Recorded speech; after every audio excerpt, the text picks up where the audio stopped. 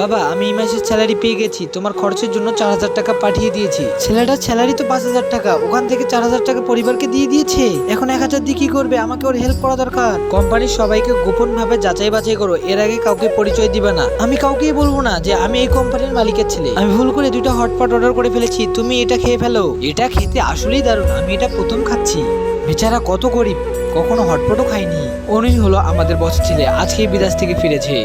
আরে তুমি তো আমার পুরনো গার্লফ্রেন্ড মায়া, তাই না? তোমার সাথে ব্রেকআপের পর আজ তোমাকে এই সস্তা হটপট খেতে হচ্ছে। তোমার কত বড় সাহস, মায়ের হটপটটা কেন ফেললে? ও, এই হচ্ছে তোমার নতুন আশিক? হ্যাঁ, এটাই আমার বয়ফ্রেন্ড। তোমার থেকে ভালো আর স্মার্ট। নিজের জায়গায় থাকো, না হলে শেষমেশ চাকরিটাও হারাবে। আমি আমার বেবির সাথে ঘুরতে যাচ্ছি, এই জন্য তুমি এই প্রজেক্টটা কমপ্লিট করো। প্রজেক্ট তো ওই কমপ্লিট করছে বেবি, কিন্তু আমি তোমার নাম দেবো, কারণ আমি এই কোম্পানির ম্যানেজার। লিলি তো এই প্রজেক্টের উপর আমার নাম লিখেছিল, কার কথায় তুমি নিজের নাম লিখেছো?